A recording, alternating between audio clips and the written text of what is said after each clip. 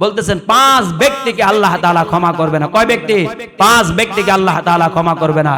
এক নম্বরে যারা শিরিক মুশরিক, যারা আল্লাহর সাথে শিরিক করে, যারা আল্লাহর সাথে অন্যদের সাথে তুলনা করে, যে বাবার সাথে আল্লাহর সাথে যেভাবে সাহায্য প্রার্থনা করে, বাবার কাছে সেভাবে প্রার্থনা করে, পীরের কাছে সেভাবে প্রার্থনা করে, যে পীরের কাছে চাইলে সবকিছু পাওয়া যায়।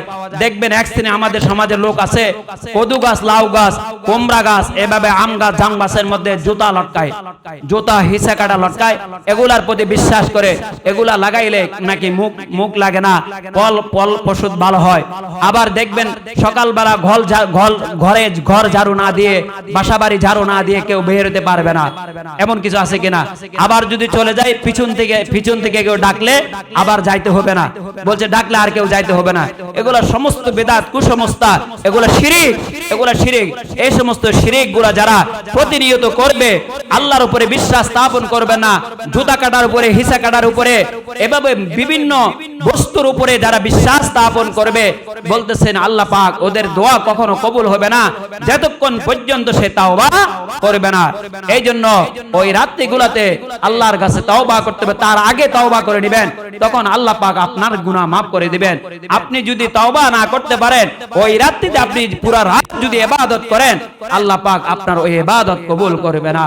দ্বিতীয় নম্বরে হিংসুক, যারা হিংসাকারী, যারা নিন্দুক, এই হিংসাকারী দোয়া আল্লাহ পাক রব্বুল আলামিন কবুল করবে না।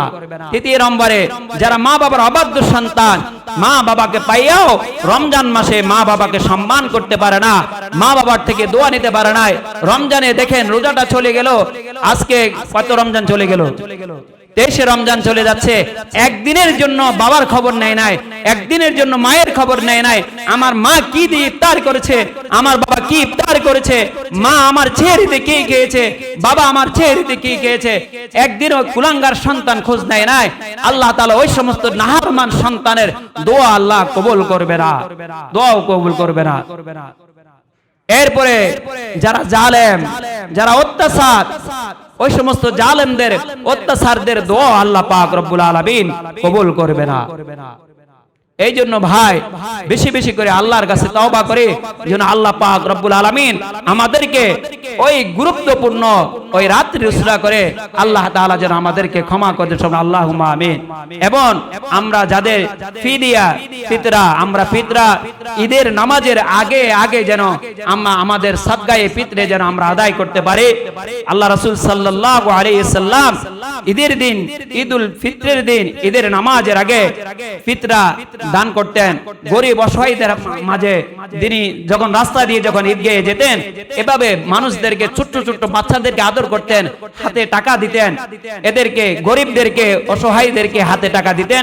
এই জন্য আমরা ঈদের নামাজের আগে ফি দিয়ে আমরা আদায় করে নিব। ঈদের নামাজের পরে ফি দিয়ে আদায় করলে আপনার ফি দিয়ে আদায় হবে না।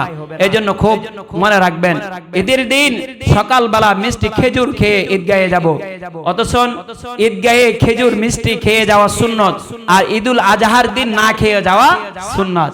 দেখেন দুটি, এক ঈদে খেয়ে যাওয়া সুন্নত, আর এক ঈদে না খেয়ে যাওয়া সুন্নত। গরু পশু কোরবানি দিয়ে, সেই নিজের গোশত দিয়ে, নিজের কোরবানি, প্রকৃত পশু কোরবানি দিয়ে, গোশত দিয়ে খাওয়ার গ্রহণ করবে, তখন এটা তার জন্য বড় সওয়াবের নেকির কাজ। এই জন্য আমরা ঈদগাহে যাওয়ার সময় আমরা তাকবীর তাসবিহ পড়ে যাব, মিষ্টি মুখে করে যাব, এবং দোয়া করব, ইস্তেগফার করব, আল্লাহর কাছে ক্ষমা চাবো। আল্লাহ পাক যেন আমাদের অতীতের জীবনের সমস্ত গুনাহ খাতাগুলো আল্লাহ তাআলা যেন ক্ষমা করে দেন, সকল বলেন আল্লাহুম্মা আমিন। এই জন্য ভাই যা কিছু বললাম আর শুনলাম, আল্লাহ তাআলা আমাদের সকলের হিদায়াতের জরিয়া বাড়াইয়ে দেন, সকল আল্লাহুম্মা আমিন।